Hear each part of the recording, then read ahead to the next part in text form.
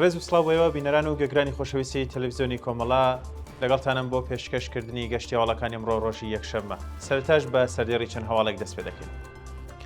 بەڕێوەچوونی چالاکی تەبلیغی بە بۆنەی ڕێزگرتن لە سیوێکی جۆزەردان ڕۆژی پێشمەرگەی کۆمەڵە. درێژەی شەپۆلی دەست بەسەرکرانی هاوڵاتیان لە کوردستان لە سێدەردەنی چواردە بنکراو لە زیندانەکانی ڕژیم. ئاشکرابوونی بانگەوازی سوپای پاسداران بۆ کۆکردنەوەی هێز بۆ حیزبوڵای لوبنان و زیادبوونی بابەتی لوبنان بە دانوستانەکانی نێوان کۆماری ئیسلامی و ئەمریکا.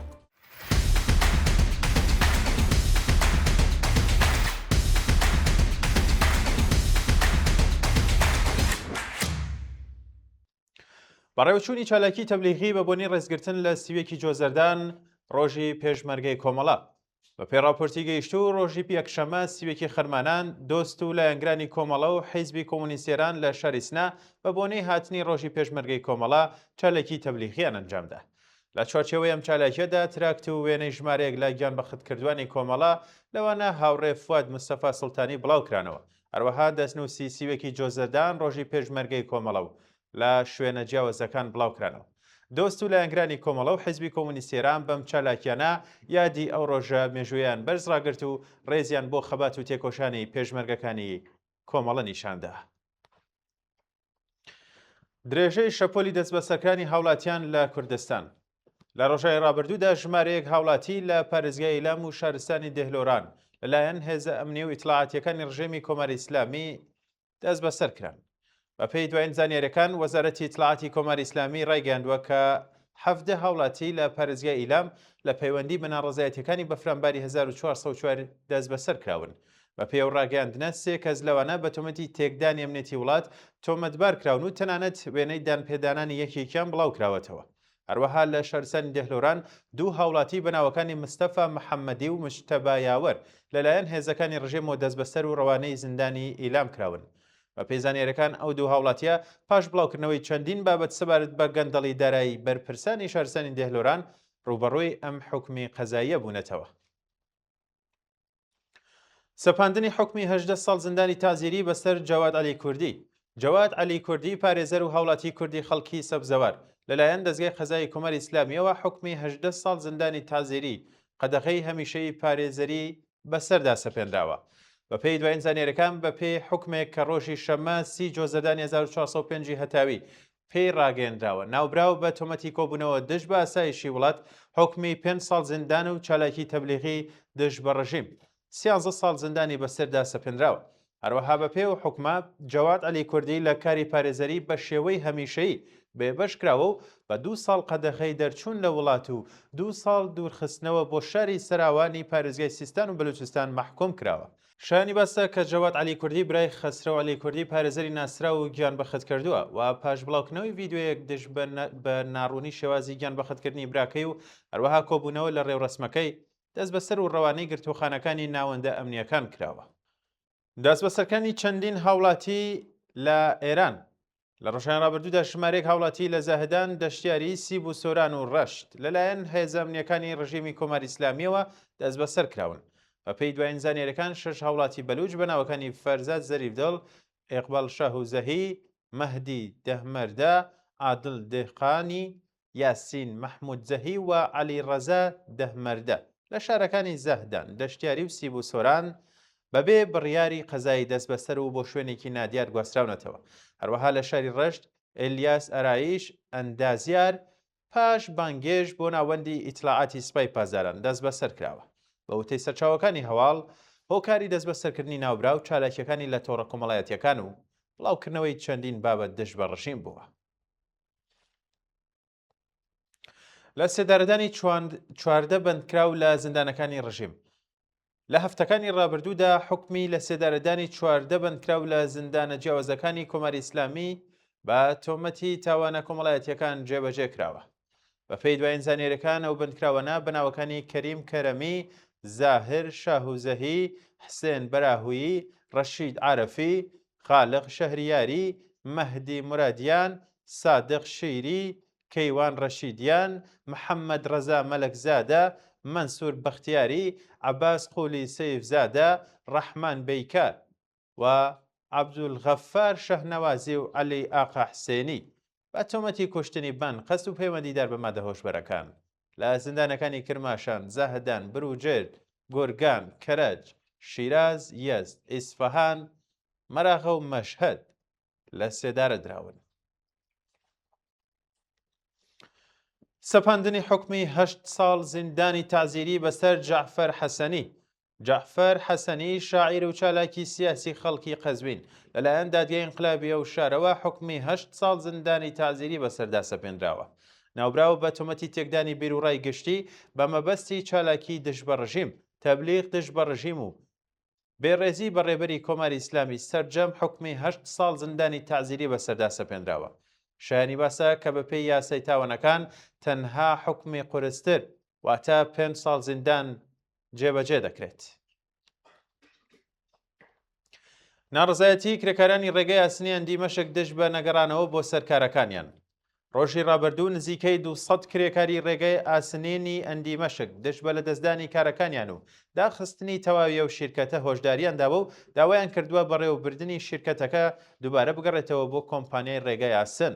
بەپێی دوایین زانێرەکان بەڕێوەبەرایەتی تایبەت کە پاش فرۆشتنی شیرکەتەکە بەشی بەڕێوەبردننی گرتووەتە ئەستۆ ڕایگەاندووە کە بەهۆی کەمی سەرچاوی دارایی و زیانباربوونی بەرهەمهێنان بەردەوامبوونی چالاکیەکان ممکن نییە و لێکۆڵینەوە بۆ داخستنی تەواوی کارگەکە دەستی پێکردووە.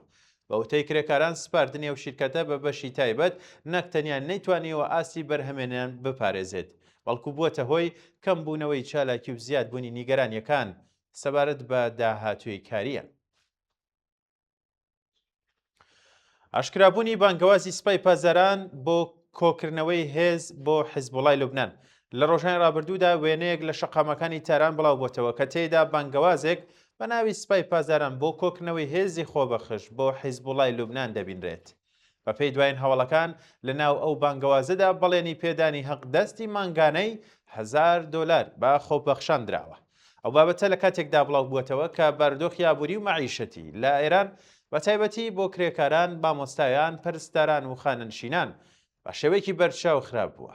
بەپێی راپۆرتەکان ئەم بانگەوازە لە نێوان هاوڵاتیان و چاودێرانی سیاسی ڕەغنەی زۆری لێگیراوە چونکە بە باوەڕێوان سوپای پازاران لە کاتێکدا بەردەوامە لە تەرخانکردنی سەرچاوەکانی وڵات بۆ چالاکیە ناوچەییەکان کە زۆربەی هاوڵاتیان لە ژێر گوشاری قورسی ئابووری و هەڵاوساندا دەژین. کۆبنەوەی ئێرانیانی ئازادی خواز لە ئەڵمان. لە ڕۆژانی ڕابردوودا ژمارێک لە ئێرانیانی دژ بە ڕژیم و چالاکی مافی مرۆڤ لە چەند شاری ئەڵمان بە مەبەستی پشتیوانی لە بەندکراوانی سیاسی و ناڕزایەتی دژ بە لە سێدارەدانی بەندکراوان کۆبوونەوە. بە پێی وێنانەی کە بەدەستمان گەیشتون هاوڵاتیان بە کۆبوونەوە لە شارەکانی وەک هامبۆرگ، فرانکفۆرت و کۆڵن و هەروەها بەوتنەوەی دروشم دژ بە دەسەڵاتی جنایەتکاری کۆماری ئیسلامی و بەرزکردنەوەی پلاکان. خوازیاری ئازادی دەستبەجێی بەندکراوانی سیاسی و عقیدەتی هەڵوەشاندنەوەی حکمی سێدارەی هەموو بەندکراوان و کۆتایی هاتنی گوشاری ناوەندە ئەمنیەکان بۆ سەرچالاکانی سیاسی و مەدەنی بوون. کوژرانی 5 سەربازی ئیسرائیلی لە ئەنجامی هێرشەکانی حیزبوڵادا. ئەرتەشی ئیسرائیل ڕایگەیاند کە لە ئەنجامی دوو ڕووداوی جیاواز لە باشووری لوبنان 5 سەربازی وڵاتە کوژراون و 13 سەربازی دیکەش بریندار بوون.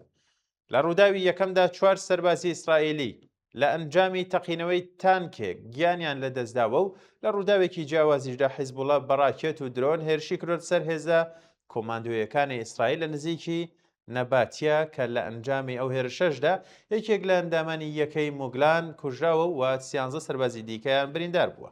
بە پێی راپۆرتەکان دۆخی تەندروستی 2 کەس لە بریندارەکان مەترسیدار ڕاگەندراوەوە.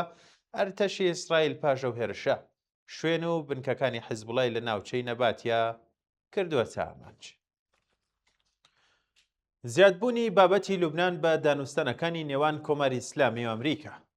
سەرچاوێکی دیبلۆماسی ئاماژەی کردووە کە بابەتی لوبنان و شەڕی نێوان ئیسرائیل و حیزبوڵا با شێوەیەکی خێرا زیادکراوە بۆ بەرنامەی یەکەم ڕۆژی دانوستانەکانی نێوان کۆماری ئیسلامی و ئەمریکا لە سویس.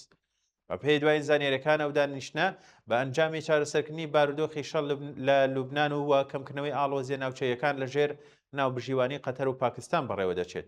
بە پێی هەمان زانیاری شاندی کۆماری ئیسلامی بە سەرکردایەتی محەممەد باقر قالیباف پێشگەیشتنی شاندی ئەمریکا گەیشتووەتە سویس. بە پێی راپۆرتەکانیش سەرڕای ئەوەی ئیسرائیل حیزبوڵڵا و دەوڵەتی لوبنان بە شێوەی ڕاستەوخۆ بەشدار نین، بەڵام هێنانی بابەتی لوبنان بۆ ئەم دانوستانانە نیشانەی گۆڕانێک لە استراتیژی ئەمریکا لە ئاست پرسە ناوچەیەکان و ڕۆڵی ئێران لەو بارودۆخەدا دەستنیشان کراوە. هۆشداری ڕێکخراوەی لێبوردنی نێودەوڵەتی سەبارەت بە ڕێکەوتنی ئەمریکا و ئێران.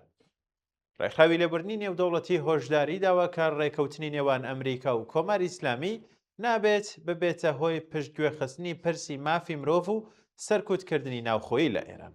بە پێی دوایین زانیاریەکان ئەنیس کلامار بە پرسی ئەو ڕێکخراوە ڕایگەاندووە کە کۆتایی هێنان بە هێرشە سەربازیەکان بۆ سەر ئێران بە مانای کۆتایی هاتنی مەترسیەکان بۆ سەر هاوڵاتیانی ئێران نییە. ناوبراوجەختی لەسەرەوە کردوێتەوە کە هەر جۆر ڕێکەوتنێک کە تەنها سەرنج بخاتە سەر بەرژەوەندیە سەربازی و استراتیژیەکانەوە چاو لە مافی مرۆڤ بپۆشێت بەردەوام نابێت. بە پێی راپۆرتی ڕێکخراوی لێبوردنی نێودەوڵەتی تاران لە ژێر سێبەری ئەو بارودۆخەشدا هێشتا بەردەوامە لە دەست بەسەرکردنی بەربڵاوی ناڕەزیان، ئەشکەنجە و دادیاییکردنی نادەتپەروەرانە. ئامادەکاری دەریایی هۆڵەند بۆ پاراستنی گەروی هورمز. دەوڵەتی هۆڵەند ڕایگەاندووە کە بۆ گەری پێکهاتنی هەر ئۆپراسیۆنێکی نێودەوڵەتی بۆ پاراستنی هاتوچۆی دەریایی کەشتیەکی بەرگری ئاسمانی خۆی بۆ ناوچەی گەروی هورمز ئاراستە کردووە. بە پێی دوایین زانیاریەکان وەزارەتی بەرگری هۆڵاند ڕایگەن کە ئەو کەشتیە لە ئێستادا لە ئاوی هەند و دەریاکانی ئارامەوە جێگیر بووە و لە ماوەی چەند هەفتەی داهاتوودا دەگاتە ناوچەکە. بە پێی راپۆرتی گەیشتوو ئەم هەنگاوە لە کاتێکدا هەڵگیراوە کە فەڕەنسە و بەریتانیا و بە دروستکردنی چوارچێوەیەکی هاوبەش بۆ پاراستنی ڕێگاکانی کەشتیوانی و بەرەنگاربوونەوەی هەڕەشە ئەمنیەکان لە گەروی هورمز لە گفتوگۆدا. پەیوەستبوونی جێگری سەرۆک کۆماری ئەمریکا بە دانوستانەکان. ئەمڕۆ جەیدی فانس جێگری سەرۆک کۆماری ئەمریکا بۆ بەردەوامی دانوستانەکان لەگەڵ شاندی کۆماری ئیسلامی گەیشتووەتە سویس. راپۆرتەکان ئاماژە بۆ دەکەن کە ڤانس بۆ بەشداری لە گفتوگۆکان لە شاری زوریخ بە ناوبژیوانی قەتەر و پاکستان گەیشتووەتە سویس. بە پێی راپۆرتەکان شاندی کۆماری ئیسلامی پێشگەیشتنی ناوبراو لە سویس ئامادەبوون و سەرچاوەکانی هەواڵ ئاماژە بۆ دەکەن کە ئەم دانوستانانە لەسەر بەرنامەی ئەتۆمی ئێران جێبەجێکردنی ڕێکەوتنی کاتی و کەمکردنەوەی ئاڵۆزیەکانی ناوچەکە بەڕێوە دەچێت. شانی باسە کە ئەم قۆناغی دانوستانەکان پاش چەند ڕۆژ دواخستن و لە ناو بارودۆخێکی پڕ ئاڵۆز دەست پێ دەکات لە کاتێکدا کە ئاڵۆزیەکان لە لوبنان و پرسی گەروی هورمز هێشتا لە بابەتە گرنگەکانن. دوایین هەواڵ هەڵوێستی سەرۆکۆماری فەڕەنسا دژ بە گەڵاڵەی نوێی کۆچبەری لە ئەوروپا. ڕۆژی ڕابردوو ئێمانوێل ماکرۆن سەرۆکۆماری فەڕەنسا دژایەتی خۆی لەگەڵ گەڵاڵەی نوێی هەندێک لە وڵاتانی یەکێتی ئەوروپا بۆ دروستکردنی ناوەندەکانی گەڕانەوەی پەنابەران لە دەرەوەی سنوورەکانی یەکێتی ئەوروپا ڕاکێن. ماکرۆن ئەو گەڵاڵەیە بە پێچەوانەی بنەما مرۆیی و بەها بنەڕەتیەکانی یەکێتی ئەوروپا داناوە و جەختی لەسەر ئەوە کردوێتەوە کە ئەو ڕێگایە ناتوانێت وەڵامێکی گونجاو بۆ کێشەکانی کۆچبەری بێت. بە پێی راپۆرتەکانیش ئەم هەڵوێستە لە کاتێکدا دەربڕاوە کە ئاڵمان، هۆلاند و یۆنان و دانیمارک پشتیوانی لەو گەڵاڵەیە دەکەن و بە ڕێگایەک بۆ کەمکردنەوەی کۆچبەری نایەسایی و خێراکردنی گەڕانەوەی ئەوانەی مافی مانەوەیان نیە دەزانن. بەڵێ بینەران و گوێگرانی خۆشەویست بم جۆرە هاتیینە کۆتایی گەشتی هەواڵەکان ئەمڕۆ کات و ساتێکی باش بۆ هەمەلایەک.